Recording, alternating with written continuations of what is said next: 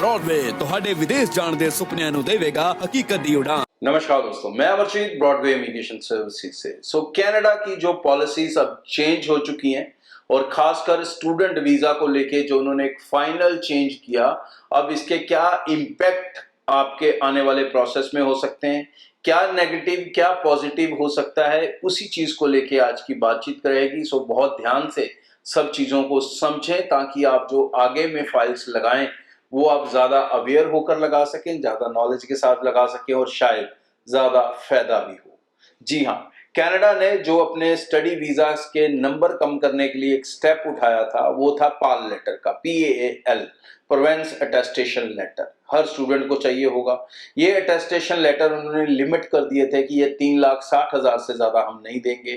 अब उसके बाद तरीके से उनका कोशिश थी कि हम 3,60,000 से ज्यादा वीजे हमें ना देने पड़े। बट एक्चुअली हुआ क्या, बहुत सारी इमिग्रेशन चेंजेस होने के कारण, GIC बढ़ जाने के कारण जो एक्चुअल स्टूडेंट गया कनाडा वो मात्र 2 लाख के आसपास रह गया। वो 3,60,000 के अपने मिनिमम टारगेट को भी कनाडा अचीव नहीं कर पाया क्योंकि बहुत सारी नेगेटिविटी क्रिएट हुई, बहुत सारी कॉस्ट बढ़ गई। जो बच्चा पहले 15-16 लाख में जाता था वो 25-30 लाख में जाने लगा, तो बहुत सारे लोगों के बजट के बाहर हो गया कनाडा। और बहुत सारे लोगों को यह भी लगा कि इस समय शायद इतना पैसा कनाडा में लगाना समझदारी भी नहीं है। अब इसे देखते हुए कहीं ना कहीं कनाडा ने एक यू टर्न लिया और अपने SDS प्रोग्राम जो 2018 में शुरू हुआ था उसे खत्म कर दिया। SDS प्रोग्राम एक फायदा भी देता था और 2 नुकसान भी करवाता था। फायदा ये देता था कि SDS कैटेगरी के अंदर जो फाइल एलिजिबल होती थी वो 90% वीजा लेके आती थी, बहुत कम चांस होते थे कि वो रिफ्यूज हो जाए। और जो जनरल कैटेगरी में जाती थी फाइल, उसके वीजा चांसेस कम होते थे। लेकिन SDS के अंदर फाइल लगाने के 2-3 नुकसान होते थे। 2 नुकसान मेजर होते थे। एक, हमें GIC देना जरूरी होता था, मतलब वो $20,000 हमारा स्टक होता ही होता था, जो कि काफी कॉस्ट भी बढ़ा देता था एक स्टूडेंट की जाने के लिए। और दूसरा, आपको पूरे साल की फीस अपने कॉलेज या यूनिवर्सिटी को देनी पड़ती थी। अब जो आप जनरल कैटेगरी के अंदर फाइल्स लगाएंगे, यहां पर पूरे साल की फीस आपको देना जरूरी नहीं है, आपको GIC करना भी जरूरी नहीं है, ये ऑप्शनल है। अब ये वीजा ऑफिसर के डिसीजन के ऊपर होगा। तो मतलब आज की डेट में जो फाइल लगेगी उसमें सबसे इंपॉर्टेंट रोल होगा अब आपके प्रोफाइल का।